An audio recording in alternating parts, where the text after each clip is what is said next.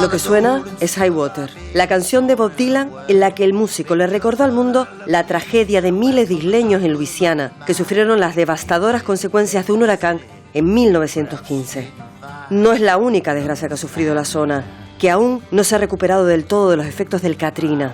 Las adversidades llegan sin ser invitadas ni bienvenidas y casi siempre a traición. Dejan a su paso un rastro de dolor muchas veces casi insoportable. Son situaciones que lamentablemente no podemos evitar. Lo que sí está en nuestra mano es cómo reaccionamos ante las mismas. Podemos bajar los brazos y rendirnos, pensando que no merece la pena el esfuerzo.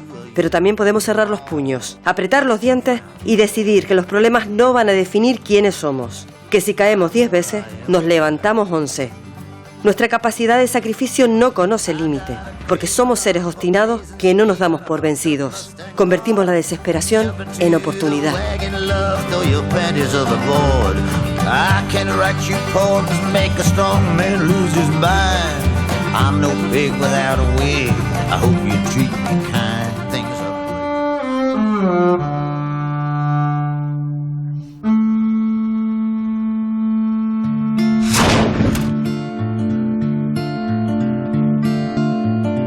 It's a different way with a different name. It could be the same, but I'm not sure if we're living in a similar place. And stable words and the weapons ready.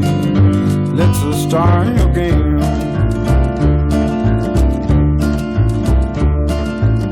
Seems like under plays underneath your creed. Your rules are becoming an obsession of your drawn brain. No place to go, no place to go with your pathetic game. Oh Lord, listen, here comes the storm. And oh Lord, listen, here comes the storm.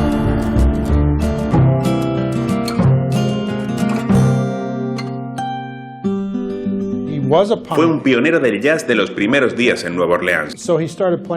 Así que empezó a tocar en esas bandas callejeras por todo Nueva Orleans, y es cuando empezó a improvisar en marchas tradicionales.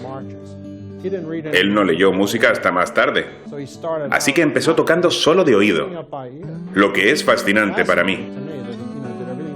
Debió ser un gran músico para tocar así e improvisar lo que es el jazz de los primeros días.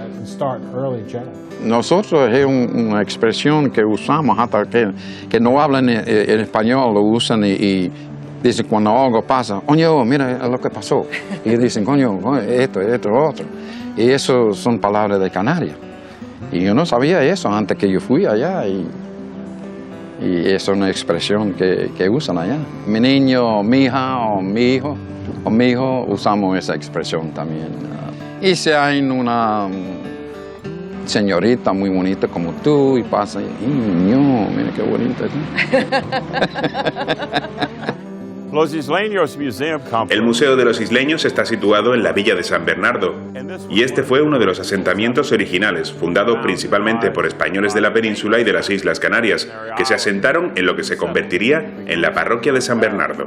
Oh, Lilola, a mí poco se me da. El trabajo de welfare es un trabajo muy riesgoso porque el pobre Jimito se cortó el pie con el hacha. Oh, Lilola, a mí poco se me da. One helped the other one, whatever. Uno ayudaba a los demás con lo que fuera, ¿sabes? Si una mujer tenía un bebé, todas las chicas jóvenes iban a ayudarla a hacerse cargo, cocinar o lo que fuera, hasta que pudiera ponerse en pie. Era una única gran familia. Y es la única forma en la que puedes sobrevivir cuando lo haces así. Juntos permaneceremos en pie, solos caeremos. Oh, yeah. Oh, yeah. Oh, sí. Through and through. Por los cuatro costados. Es algo que corre por las venas, cariño. La sangre de los isleños, así es. No lo cambiaría por nada. Y estoy seguro de que nadie aquí lo haría. Allons à Lafayette, c'est pour Georges Tonneau. À la place de Madame Kanakomo. Qué importante es decir que en Gran Canaria hay una herencia musical, pero que también en Luisiana hay herencia musical. Para mí, como músico, es muy importante y emotivo, porque sé que de algún modo sigo conectado a las Islas Canarias después de 250 años.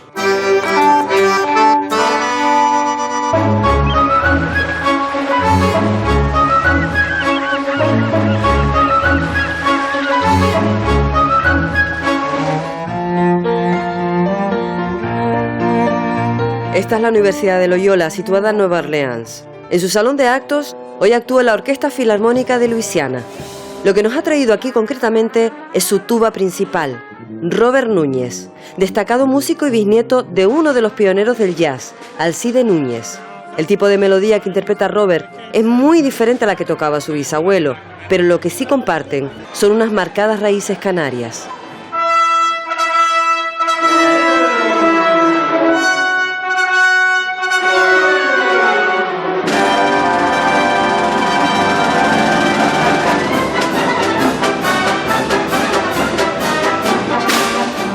En su corazón, Robert atesora el amor por la música y la fascinación por sus orígenes canarios que heredó de su bisabuelo. Pero lo que tiene en sus manos es también otro tesoro, el clarinete con el que Alcide comenzó a crear sus primeras notas de jazz. Háblame de tu tatarabuelo, Alcide Núñez. Él en realidad empezó a trabajar en una carpa con otro amigo músico que le convenció de tocar el clarinete. Antes de eso él tocaba un poco la guitarra, creo, así que empezó realmente en la calle. Se unió a una banda de desfile llamada Reland's Brass Band. La banda su nombre era Papa Jack Lane, así le llamaban. Allí empezó a tocar el clarinete. Creo que podría ser este mismo clarinete. Este es uno muy antiguo que mi tío abuelo me dio a mí, su familia. Así que empezó a tocar en esas bandas callejeras por todo Nueva Orleans, y es cuando empezó a improvisar en marchas tradicionales. Él no leyó música hasta más tarde, así que empezó tocando solo de oído, lo que es fascinante para mí. Debió ser un gran músico para tocar así e improvisar lo que es el jazz de los primeros días. Él empezó tocando en la calle y fue un pionero del jazz de los primeros días en Nueva Orleans. Creo en su papel en el jazz de los primeros días. Estoy muy orgulloso de ello. Y he descubierto mucho por mí mismo. Incluso tengo un registro que él escribió cuando tocó en el circuito a lo largo de toda la costa este de los Estados Unidos. De 1918 a 1924, él tocó por todos lados. Tengo los nombres de los sitios en los que tocó, las ciudades. Incluso he sido capaz de encontrar algunas imágenes. Esos lugares puede que ya no existan, pero eran hermosos lugares donde tocar. Alcide era canario. Él tenía sus raíces, tenía muy claras sus raíces canarias. Sí, lo sé por mi familia, por la hija de Alcide Núñez. Es por la que tengo la mayor información sobre lo que hizo en su carrera. Y ella me contaba acerca de los canarios que venían de las Islas Canarias. Ella también influyó en mí musicalmente. Siempre me apoyó cuando era un niño en la secundaria, como en sexto grado. La hija de Alcide influyó mucho en mí. Realmente la echo de menos porque estaba muy apegado a ella. Su hermano, Eugene Núñez, su familia me dio este clarinete. Fueron muy amables dándomelo.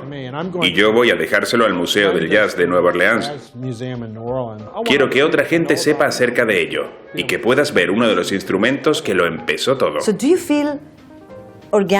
¿Crees que tienes sentimientos en tus genes cercanos a la cultura canaria? Es genial saber más acerca de mi historia, mi cultura, mi ADN. Es fascinante. Me hace querer saber más acerca de mí mismo, aprender más acerca de la conexión de los Núñez en las islas, ¿sabes? Me hace querer saber más, me hace querer ir allí, me hace querer visitarlo y aprender más acerca de la historia de allí, que es algo que creo que es genial. Definitivamente sé que es parte de mí. Está en mi herencia y sé que está ahí. Y estoy muy contento de aprender más acerca de ello. Creo que esa es la cuestión. Es parte de mi interés por saber más del tema y compartirlo con los demás.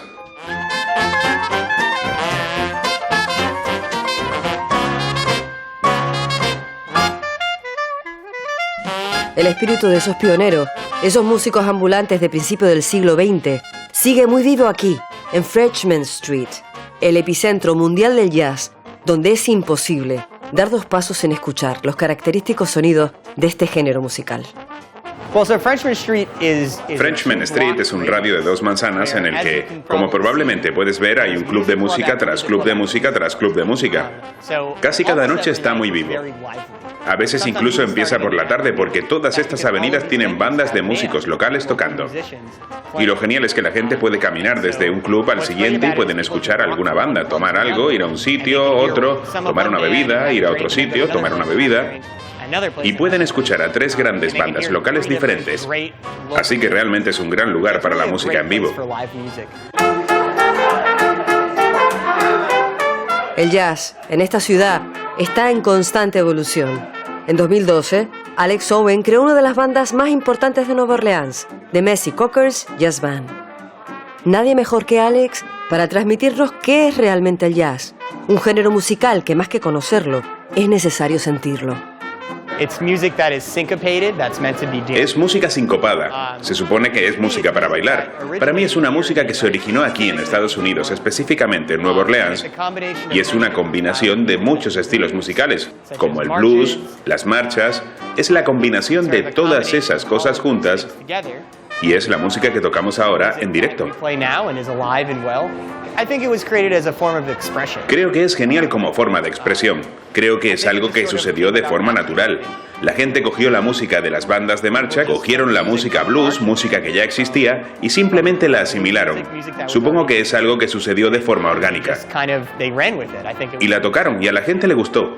Así que continuaron haciéndolo y aprendieron de gente que tocaba antes que ellos y simplemente siguieron haciéndolo. Es música que realmente yo adoro tocar. Para mí es una gran forma de expresión. Es un lugar en el que me puedo expresar por mí mismo a través de mi trompeta. Es la manera en la que me puedo expresar del mejor modo. Es música que me permite conectar con mis emociones y creo que ayuda a otra gente a conectar con sus emociones.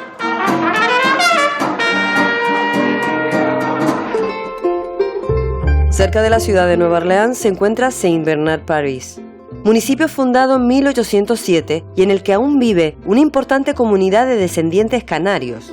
Uno de ellos es Wimpy Seriñé, que habla canario con acento de Luisiana.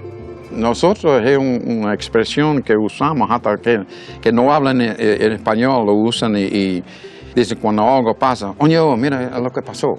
Y dicen, coño, esto, otro. Y eso son palabras de Canarias. Y yo no sabía eso antes que yo fui allá y es una expresión que usan allá. Y mi niño, mi hija o mi hijo usamos esa expresión también. Y si hay una señorita muy bonita como tú y pasa y niño, mira qué bonita es.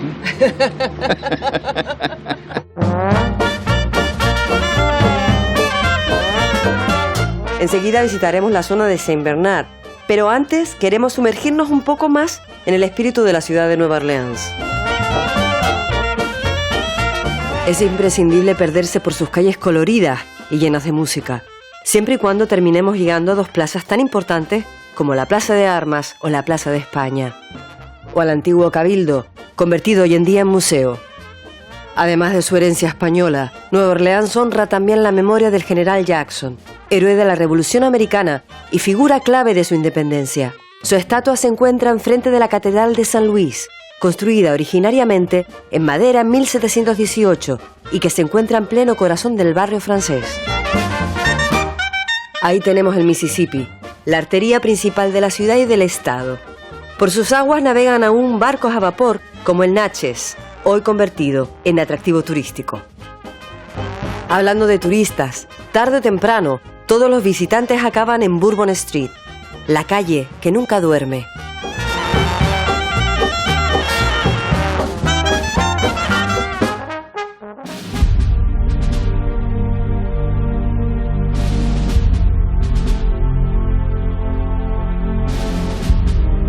No muy lejos de allí se encuentra el campo de Chalmette, donde tuvo lugar la batalla de Nueva Orleans, momento crucial en el proceso de independencia de Estados Unidos, como bien nos explica William Hyland, investigador especializado en la historia de los canarios en Luisiana y cuyos antepasados provienen de nuestro archipiélago.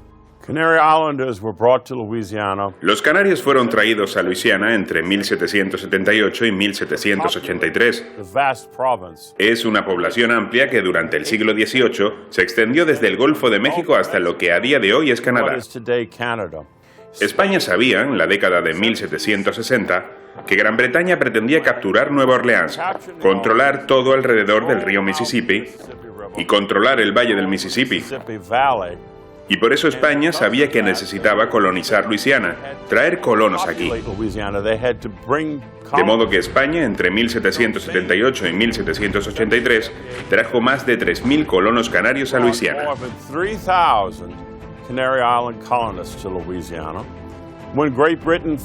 Cuando Gran Bretaña finalmente invadió Luisiana al final de la guerra de 1812, en diciembre de 1814, los canarios lucharon contra los británicos en ese momento y lograron repeler con éxito esa invasión.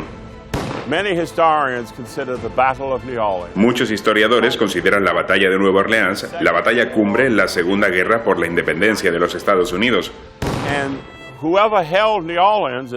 Como he mencionado, quien tuviera Nueva Orleans controlaba el valle del Mississippi, y los canarios fueron claves en las fuerzas de Andrew Jackson, fuerzas americanas, porque los canarios que vivían en Saint Bernard Parish conocían esta tierra mejor que nadie.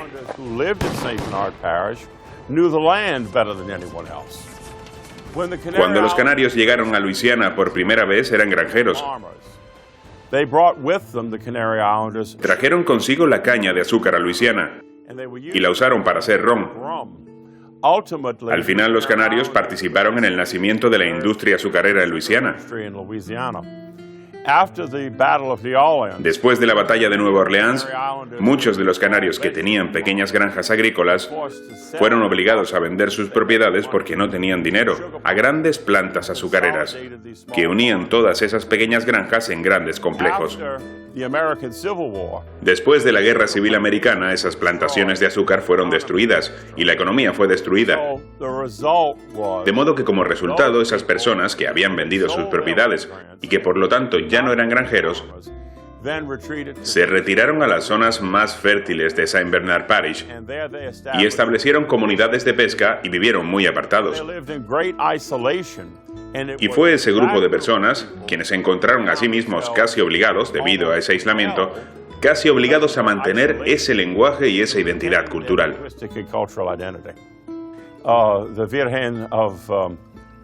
La Virgen de la Candelaria fue muy importante. La Virgen del Rosario fue muy importante en esta comunidad porque muchos de nuestros antepasados vinieron de Agüimes, en Gran Canaria. Mi madre dijo que desciendo de la familia Núñez, de la familia Pérez de Gran Canaria, la familia Estupiñán en Gran Canaria, la familia García. Unas cuantas familias vinieron aquí en el siglo XVIII. Siempre ha sido una gran fuente de sorpresa y satisfacción para mí, y es una de esas cosas que me seduce, como a Don Quijote, a dedicarme al desarrollo de este complejo museístico desde hace 40 años.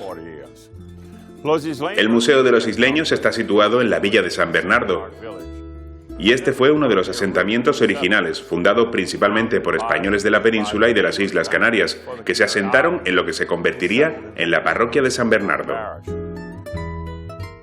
William es también el director del Museo de los Isleños, lugar de obligada visita, fundado originariamente por el matrimonio compuesto por Manuel Molero, descendiente de canarios, y Camille Silvera.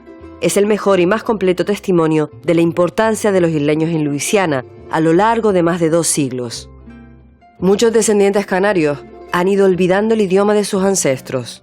No es el caso de Wimpy. Aún hoy sigue hablando un español de lo más fluido, con el que nos explica el amor que siente por Canarias, tierra que ya ha visitado en numerosas ocasiones y que lleva consigo en el corazón. Yo nací en un pueblo que se llama Isla de Lecro y todos hablan español ahí y hablamos español en la casa. Y a pesar de que en aquella época en las escuelas no dejaban hablar español, estaba no querían, vetado. En la generación mía no querían que nosotros habláramos español en la escuela. Ahora la generación más vieja le castigaban para hablar en español, pero no hicieron nada más que decían a nosotros que no lo hablan. Pero bueno, tú has mantenido el español, sigues hablando español Sigues manteniendo tus raíces porque tú también eres un luchador por la identidad, por preservar la identidad canaria en Luisiana. ¿Por qué? Bueno, los ancestros míos vinieron de la isla Canaria. Los González vinieron de San Juan de la Rambla, en Tenerife. Y los Pérez, mi abuelo era un Pérez, era Ángel Pérez. Él vino de La Palma. Y él vino aquí, era soltero y después se casó aquí. Pero González se casó aquí, tenía familia aquí. Y después él volvió para atrás a la isla Canaria y se murió en San Juan de la Rambla. Nosotros es una expresión que usamos hasta que no hablan en español, lo usan y dicen cuando algo pasa, coño, mira lo que pasó. Y dicen, coño, esto, otro. Y eso son palabras de Canarias. Y yo no sabía eso antes que yo fui allá y es una expresión que usan allá. Mi niño, mi hija o mi hijo usamos esa expresión también. Y si hay una señorita muy bonita como tú y pasa y mira qué bonita. El ños que se utiliza para muchas cosas, sí, te digo. Sí. Wimby, ¿por qué es tan importante conocer de dónde venimos? ¿De dónde viene uno? Porque soy orgulloso que soy español y canario. Mi esposa es descendiente de Canarias también. ¿También? Sí, era Gutiérrez. Y ella vino del pueblo que se llama Taganana. Ah, de Tenerife, en Tenerife, también. Sí. Un pueblito muy bonito, sí. Y me gusta mantener que somos isleños. Es importante porque sabemos quién soy. Soy canario. Y estoy orgulloso que soy canario.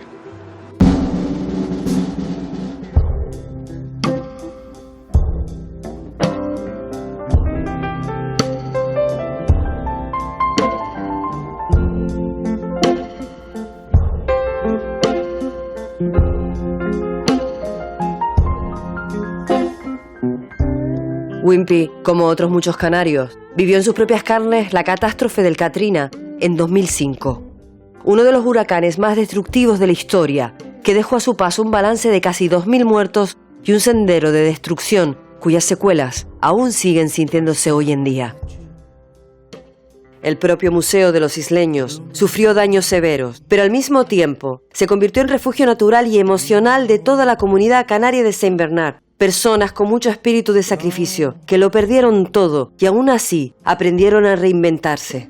¿Todos ustedes vivieron el Katrina? Sí. ¿Todos? Sí. ¿Y todos vivieron como se llevaron las casas, los bienes?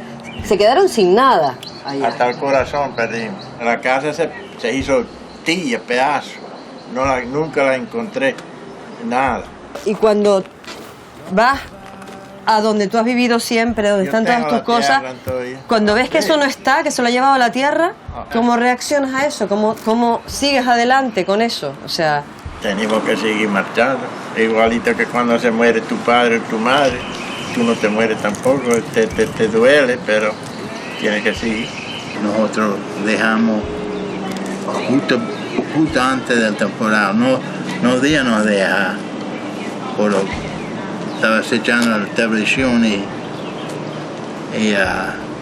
uno dijo, si no salen ahora, te van a poner a un papel, a un saco, ¿sabes? Como ponen los muertos. Los muertos. Y ahí va a decir si no sale ahora.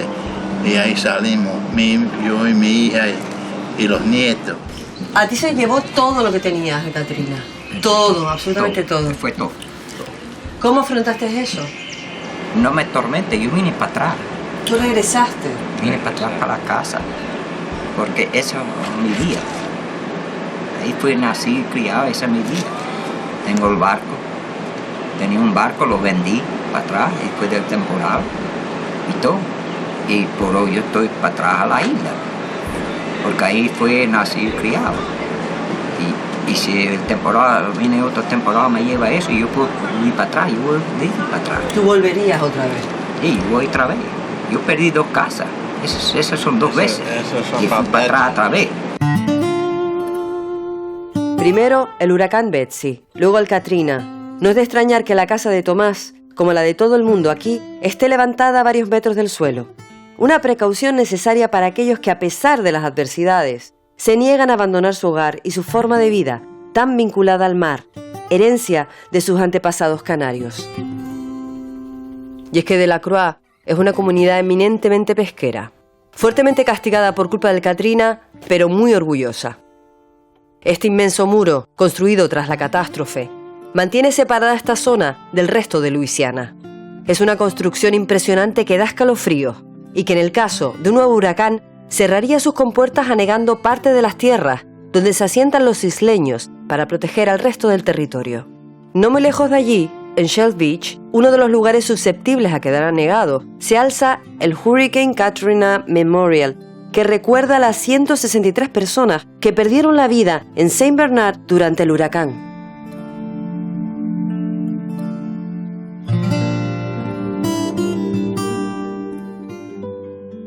También en esa zona emerge Campos Marina, establecimiento regentado por Frank Campo, hijo de la leyenda local de la pesca, Blackie Campo, quien le transmitió el arte de la pesca, una hermosa filosofía de vida y el amor por la tierra que vio nacer a sus antepasados, Canarias.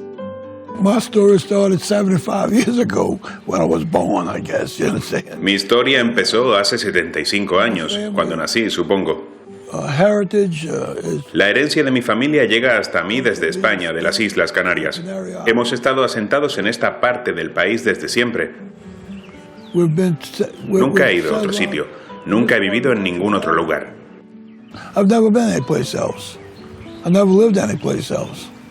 Cuando tu familia, tu herencia, tus ancestros vinieron a Delacroix. Vinieron a Delacroix, sí. ¿Qué encontraron allí? Todo lo que encontraron fue un arroyo fértil. Un lugar donde formar un hogar. Eran buena gente. Se mantuvieron juntos. Cuando alguien tenía algo que hacer, todos querían ayudarlo. Y así es básicamente como sobrevivieron. Uno ayudaba a los demás con lo que fuera, ¿sabes? Si una mujer tenía un bebé, todas las chicas jóvenes iban a ayudarla a hacerse cargo, cocinar o lo que fuera, hasta que pudiera ponerse en pie.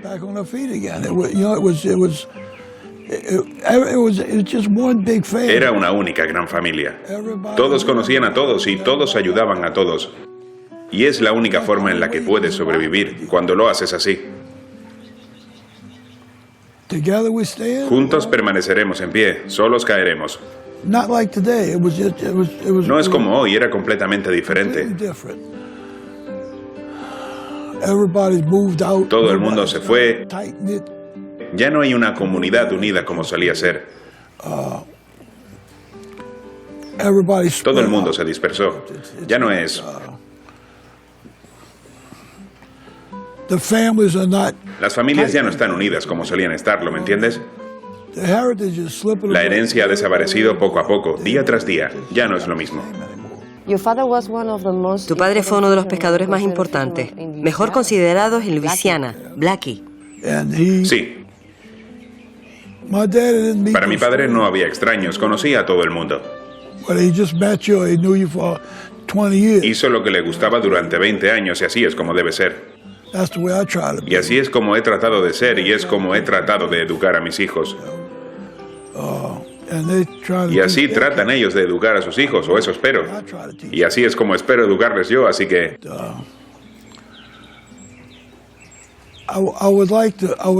Pero me gustaría ver que mantienen este sitio en pie, como lo hizo mi abuelo, como lo hizo mi padre, como lo estoy haciendo yo. Me gustaría ver esto en pie durante todo el tiempo que sea posible. Es lo que me gustaría ver. El linaje de los Campo permanece más vivo que nunca. Salimos a pescar con el hijo de Fran, Robert, que nos enseña cómo es su día a día. Un camarón justo ahí. Pones el camarón en el anzuelo. Lo lanzamos y a ver qué pica. Aquí podemos pescar lubinas, podemos pescar peces rojos, Es lo que me gusta hacer, pescar. Me gusta la pesca, me gusta la caza. Soy un tío de exterior. Este es el estilo de vida de los isleños, absolutamente, 100%, sin duda. Esto es. Lo tengo. Te he escuchado. Robert, ¿cómo sobrevivieron los isleños generación tras generación en este área salvaje? ¿Puedo decir área salvaje? Sí, puedes. Bueno, todos eran pescadores, estaban en la industria de las pieles. Capturaban animales, nutrias, ondatras, bisones, otros. Caimanes. Hay muchos caimanes por aquí.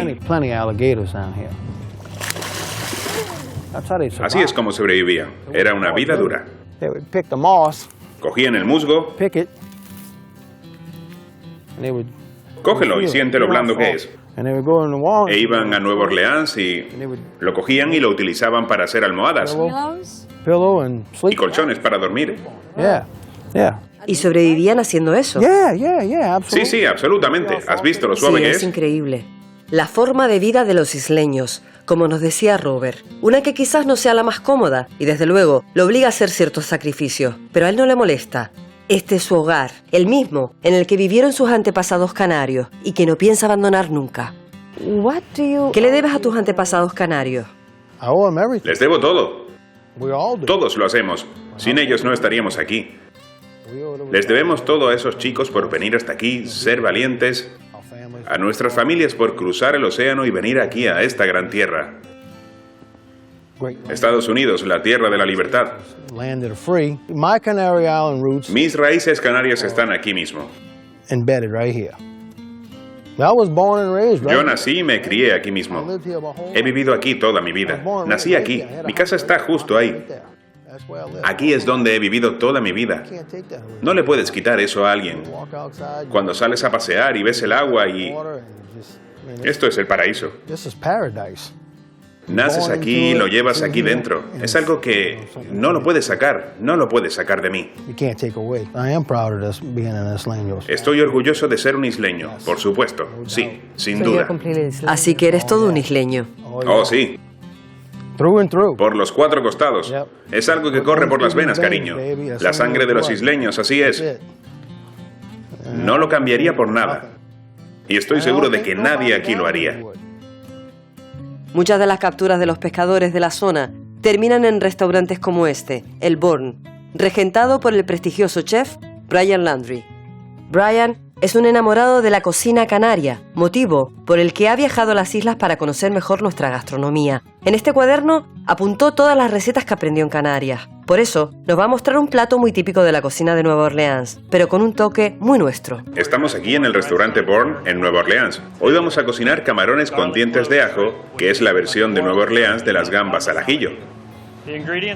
Los ingredientes son gambas blancas jumbo del Golfo, tenemos papas pequeñas tradicionales, papas moradas. También tenemos tomates típicos de diferentes colores, rojos, amarillos, naranjas, unos tomates cherokee morados, pimientos del piquillo, ajo, pimienta negra, algo de cebolla caramelizada. Y terminamos con un poco de especias criollas como pimentón ahumado, sal y perejil.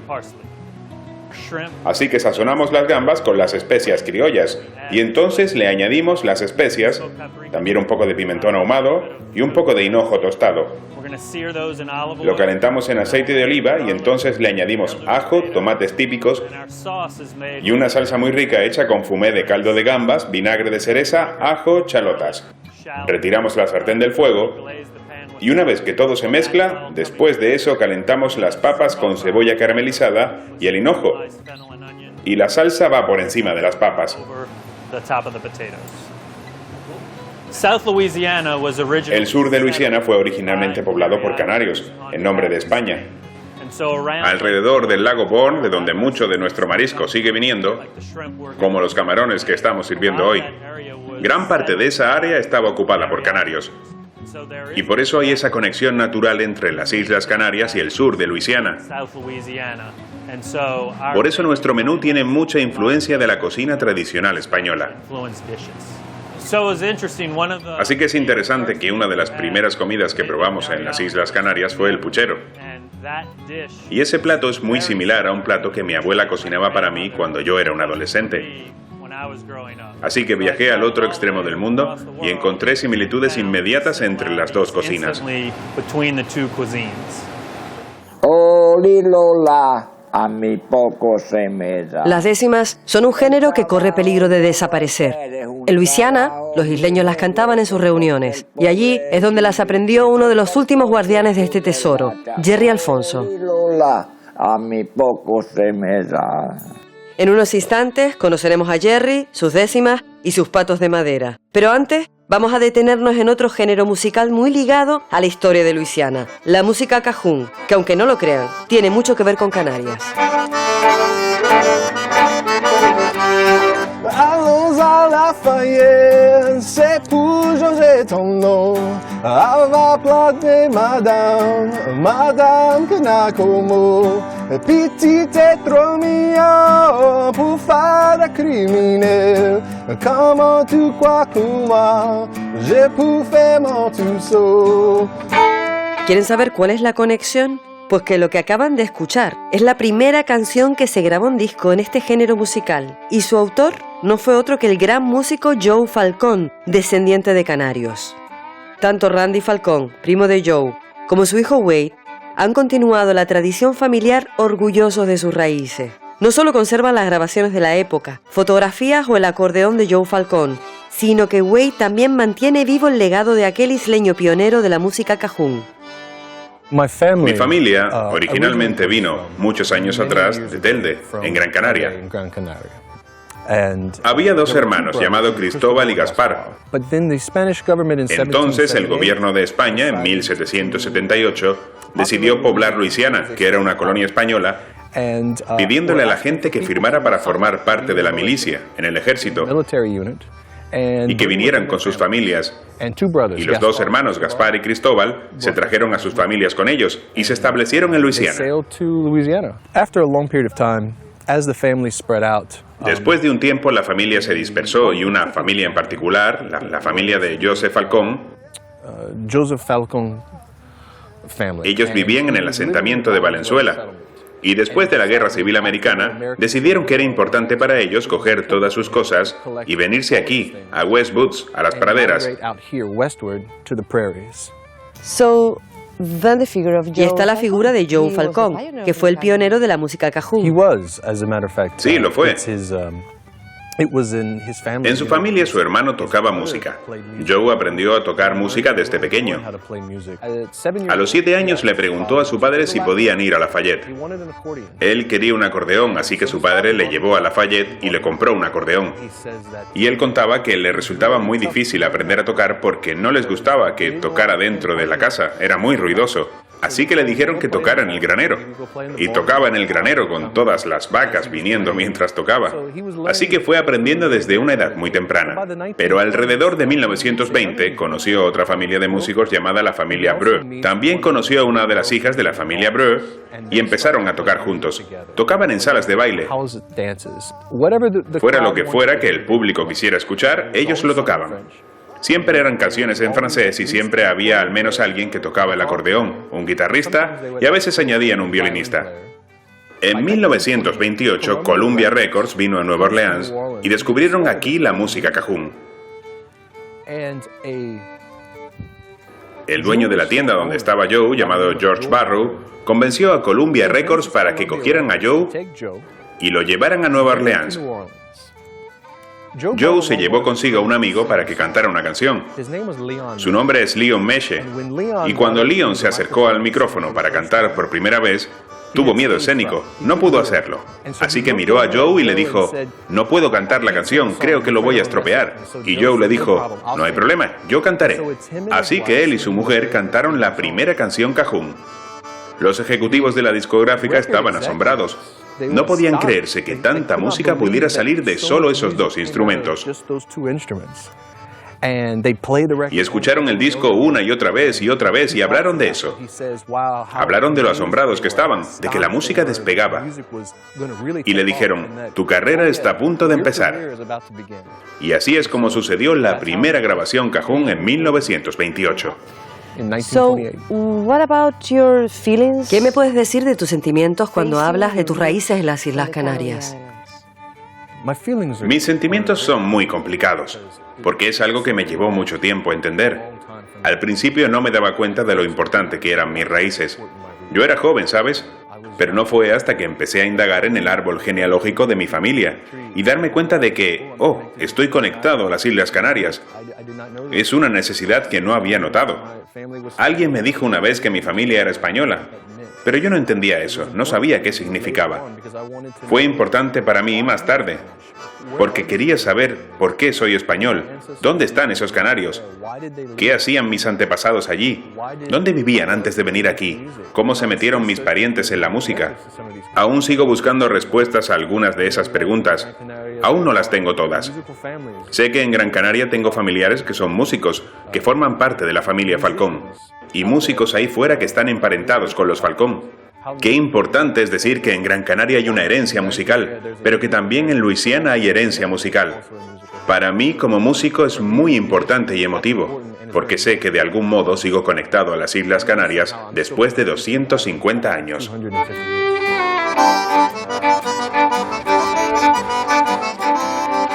Por su parte, Randy, más allá de sus dotes musicales, es famoso por los acordeones que elabora artesanalmente y que son piezas muy codiciadas no solo en Estados Unidos, sino internacionalmente. Su trabajo ha hecho que el apellido Falcón, que un día salió de Canarias, siga extendiéndose alrededor de todo el mundo y sea sinónimo de trabajo, sacrificio y talento.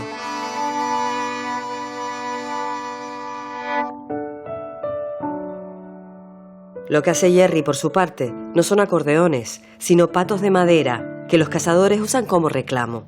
A sus 84 años, Jerry es uno de los últimos custodios de una tradición que llegó a Luisiana con los primeros pobladores canarios, las décimas.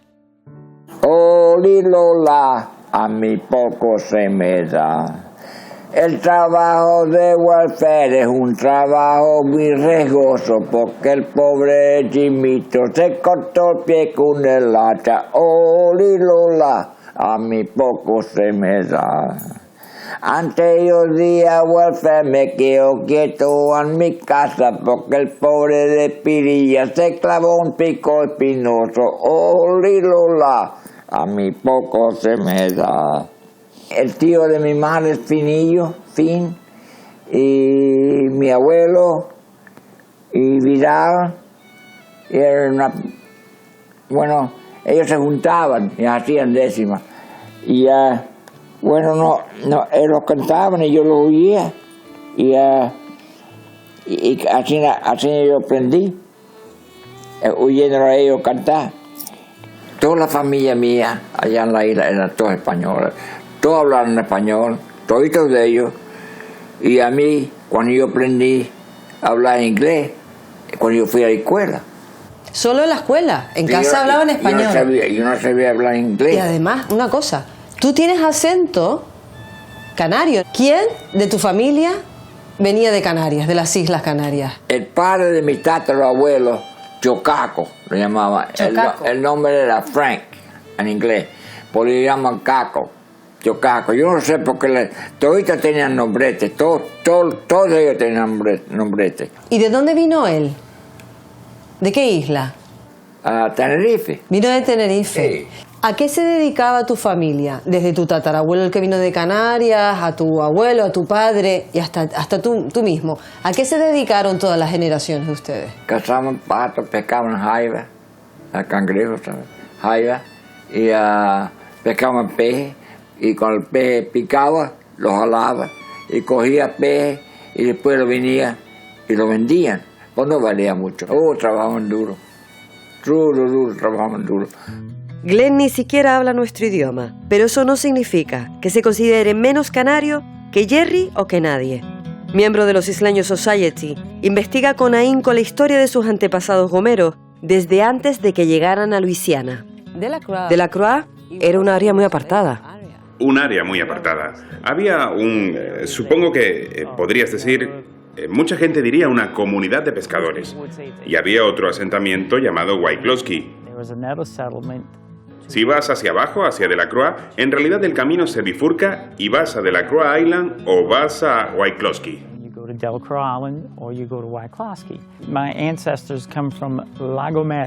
Mis antepasados vinieron de La Gomera. Y mi padre, que hablaba fluidamente español, cosa que yo no, y me encantaría hacerlo ahora más que nunca, él me contaba que cuando conocía a gente de Wycloskey, ellos hablaban un dialecto diferente del español. Decían palabras y él no sabía de qué estaban hablando. Así que es divertido o sorprendente para mí cómo incluso con lo cerca que estaban, el lenguaje era diferente, el estilo de vida era diferente. Iban detrás de otras clases de marisco. Yo lo compararía con que la gente fuera ahora a Marte. Eres de aquí y vas a irte a Marte. ¿Estás loco? ¿Qué vas a hacer? ¿De qué vas a vivir? Ya sabes. Por supuesto que te dirían, supongo, oh, vamos a cuidarte, no te preocupes. Y llegas allí y luego no se hacen cargo de ti. ¿Qué haces entonces? No puedo ni imaginármelo. ¿Cómo te cambió la vida el descubrimiento de tu linaje? Para mí es difícil de explicar. Personalmente estoy más orgulloso de quién soy, sabiendo que soy de las Islas Canarias. Cuanta más gente conozco de las Islas Canarias, más es como, wow, son como nosotros. Me gusta eso. Ahora veo el porqué. Siendo de la sociedad, he conocido a mucha gente de Canarias y he hecho muchos amigos y son siempre muy amistosos y siempre están dispuestos a ayudarte.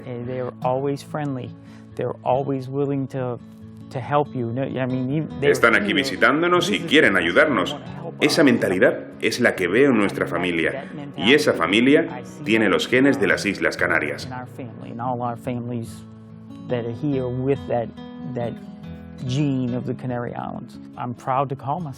Estoy orgulloso de ser isleño. No mucha gente puede decir que es isleña, pero yo tengo la suerte de ser uno de los que sí pueden hacerlo. Los isleños son, más que una sociedad, una verdadera familia. Una que cada año celebra la fiesta de los isleños, que se ha convertido ya en todo un evento local. Un fin de semana lleno de música, tradiciones canarias y mucha alegría. Aunque lo de hoy en el Museo de los Isleños no es una fiesta, sino una de las habituales reuniones. Esas en las que se juntan para abrir sus corazones, compartir historias y proclamar el orgullo que sienten por la gesta de sus antepasados. Solo quiero hablarle un poco a todo el mundo acerca de por qué estoy tan orgullosa de estar en los isleños. He encontrado parte de mi herencia y de dónde vino mi familia, que es de las Islas Canarias, de las que cuando era muy joven no sabía nada.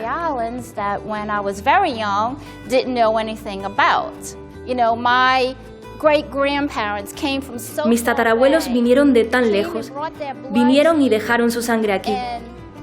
Simplemente vivieron su vida, criaron a su familia aquí en América. Y cuando descubrí que venía de tan lejos, me sentí orgullosa de eso. Orgullosa de que todavía existimos, de que lo logramos. Yo soy isleña, me siento muy orgullosa de ser isleña, pero todavía me siento mucho más de pertenecer a la isla que pertenezco desde que he conocido a gente como ustedes, que valoran tanto nuestra cultura, nuestra tradición, que nos quieren tanto y desde luego que han hecho que nos sintamos como una familia. Y estoy orgullosísima de pertenecer a la misma familia que todos ustedes. Muchísimas gracias isleños. Okay, y'all want me to sing a décimo? Absolutely. Okay. Yo dije por Santilly por a las 2 de la mañana y había un sisonte que me cantaba. Me decía que era ñoña, que le quitaba la color de la manzana, los dientes de la culebra y hacía una medicina que curaba todo. Y esto es lo que sé. Ya se acabó. No, a pesar de lo que dice Wimpy, esto no se ha acabado. Nunca lo hará. porque los canarios de Luisiana son luchadores. Están acostumbrados a mirar a la adversidad a los ojos y plantarle cara. Es el espíritu de un pueblo que ha aprendido a sobrevivir a base de sacrificios, como una verdadera comunidad, ayudándose los unos a los otros en los buenos y en los malos momentos. Esa es la mejor enseñanza posible, una que han puesto en práctica desde que los primeros canarios llegaron a Luisiana. Se sobreponen a cualquier adversidad y siguen adelante, con más determinación si cabe, porque después de la lluvia siempre sale el arco iris, porque este viaje es el encuentro.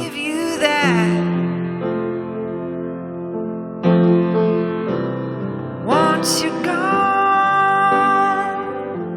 you can't come back.